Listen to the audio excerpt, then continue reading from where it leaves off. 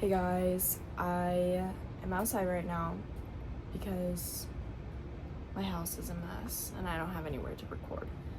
And I'm literally sitting on a ladder right now, but I had a conversation with my sister yesterday. I called her because I needed advice on something, and we ended up discussing something that I feel is kind of straightforward. Like something that's a little bit obvious to me, but that's because, I don't know. I really don't know, to be honest. I don't know. I kind of developed a backbone on it. But something we talked about is how people are afraid to say no or afraid to stop a situation because we freeze up. And I talked about this in my last video, how I froze up from like having a bunch of different ideas and not knowing what to do. I literally did that today again because I was like, I don't know what to clean in my house right now. So I just scrolled or stayed on my phone. Well, I didn't scroll, but I like watched a YouTube video. Either way, for about an hour. And one thing is, though, we learn to freeze up when we're uncomfortable in a situation and we don't really know how to say, whoa, this isn't okay. Because we're either processing two things, at least that I perceive it as, and that's we're still trying to register it and we're still kind of in denial of whether it is okay or if it's not okay. So this may be like, for my example, I went to a birthday party for one of my friends, and when I was there, they were taking photos on a digital camera, so everyone was taking their own photos, right? And there was someone who would take a photo for your friend group or whatever, and then would send the photos to later. Oh my gosh! And what happened was, as my friend group and I were taking our photo, this guy approached us and he tried to get in the photo, and I went, oh, no, thank you. Like, no, that's okay, you can stay over there. And he went, why? You don't want me to be in the photo? You don't want me to be in the photo? What's up with that? I can't be in your photo? What's wrong? You don't like me? Just screaming at me in the middle of this party, which is totally inappropriate. Like, no one should do that. It's unacceptable. And this guy was talking to the birthday girl of the party, right? Because it's a birthday party. She was the birthday girl. She was talking to him. She was telling me that they were going to get in a relationship. That whole night, he went and started talking to every single girl at that party, addressing himself by sticking his hand out and then touching up on their shoulders, trying to talk to them in a flirtatious way. And the birthday girl looked so uncomfortable. Every girl he talked to was uncomfortable because it wasn't like a smooth way. It was more of a you're gonna like me way, whether you like me or not. And that's exactly what he tried to do when he tried to get in our photo, which was just so odd. And he started yelling at us, trying to introduce himself to us, and we were like, no, thank you. But that was a situation where when he did that to me, when he started yelling at me, I froze. Because that's a moment where you're just like, you're kind of taken aback. You're like, whoa, no way this is actually happening right now. You know what I mean? It doesn't make sense. There's no reason this should be happening. There's no way this is happening, blah, blah, right? You kind of freeze up, whether you're trying to process it or trying to process, is this okay? Like, yeah, okay, this guy's yelling at me, but he's not attacking me. He's not punching me. He didn't kick me in the face. He's not like grabbing my phone and trying to assert himself in a physical manner. You know, he's just yelling at me. And so we're trying to process those two different things at once, whether this is okay, first of all, and then whether, this is even worth saying no to. So we kind of freeze up in that circumstance because we're trying to process both of those things. But either way, I was talking to my sister because she went through a similar situation about 2 years ago with her daughter. And I was telling her that it's important for us to, or for, adults, mothers, any type of authoritative figure, to show that you are able to stand your ground in situations like that, because your kids or anyone who's looking up to you will totally absorb however you react. So if you freeze and then you deny everything, you deny you're uncomfortable, you say, yeah, it's okay, you can keep doing that, they will absorb that, and then they will think that's okay, which is not okay. They have to be able to withstand something that may make them freeze up, that may trigger them, and be able to say, no, this isn't okay, and I'm going to say that it's not okay. And it's really hard because in the moment, our gut just clenches up, right? Maybe we go silent. Our mouth gets really dry. our eyes kind of avert the situation, or we get frozen stuck staring at the situation. We don't really know how to process the emotion. And I told her that the best way to kind of recognize it is first realize that you were frozen, right? You're frozen in that moment. You're kind of like, what the heck is going on right now, right?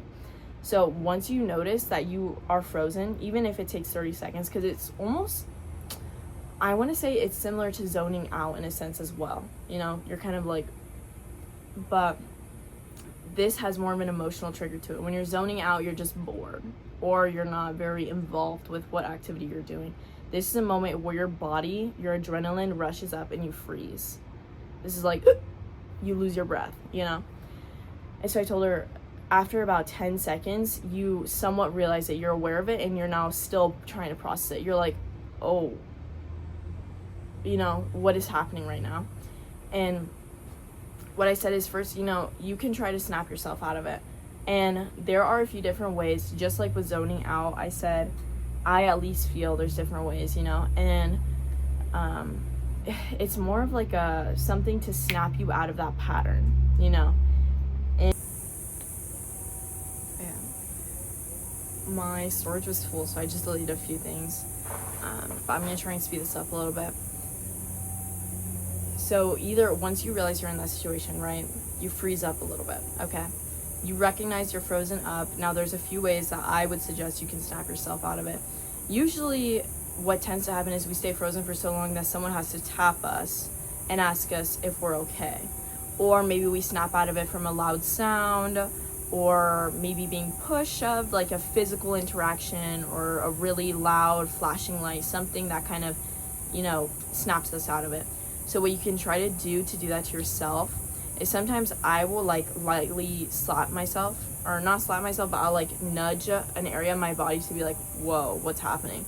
Sometimes I'll avert my eyes. So if I'm frozen by a situation, I'll be like, you know, like you gotta look away from it to reevaluate what's going on and be like, whoa, this isn't okay. Or sometimes I'll look at the ceiling, I'll crack my neck, you could crack your knuckles. That loud sound should be able to kind of zoom you out of it, you know, or get you readjusted to what's happening. And you're already going through that emotion, you know. You can only freeze when you're going through an uncomfortable or really great circumstance. And if you're like, you're aware to some degree that it's either okay or not okay. And to be frozen in the first place, it's already not okay. So you can just already vocalize and be like, whoa, I shouldn't be here. Or this is not okay. I can't continue doing this. If it's something happening to you, be like, I have to go home. Just straight up say that. I need to go home. You don't have to explain why you're going home. No one is going to ask you that and be like, oh, why do you need to go home? Why are you not okay with this? Why does this need to stop? You don't have to explain that. Just literally, you can even just get up and leave. You don't have to actually say anything. In all honesty, if you're good enough to recognize what's going on and you're just by yourself, you know, you could totally just get up and leave. But you usually need that physical, or even if you have a partner or someone there with you, they can snap you out of it by asking if you're okay, and you just realize immediately that it's not okay. That you at least need to leave the situation, or you need to say something to stop what's happening right in front of you. And sometimes it's hard. I don't know the level of danger you're in this situation. I'm not sure what you would do if you're being held at gunpoint. Obviously, I'm not going to like tell you just say no, right? There's different procedure. I have no idea for that personally. But at least in a situation where you're uncomfortable and you're allowed to leave, I would just state it and go. The thing is, you can pretend it's okay and continue to stay there until you find out what makes it not okay. And I'm gonna be so honest, it's not worth staying there to find out the reason why you felt weird about it before. You don't need to find out that reason, because usually that reason makes it 10 times worse, and then you get upset with yourself because you always knew all along that you needed to leave. You just gotta listen at that first instinct. You don't have to wait and see what makes it right. You don't need to prove yourself right. Just get up and go. And through our life, we're gonna encounter, that's the word, and we're gonna encounter this a lot. And we're gonna keep encountering things that are gonna make us freeze the more and more dangerous we feel in those situations, right? So I say you have to kind of start it slow. Even if it's going to a restaurant and you're handing the wrong plate of food, you might freeze a little bit and be like, oh, this isn't my food. And obviously it's not a big deal. Like, food is food. It's just nothing. You know, it's the same drink. If it's a different drink, it's like, okay, whatever, you know, it doesn't make a big deal. But you have to say something about these small instances, because it leads you up and trains you enough to be able to say no in bigger instances.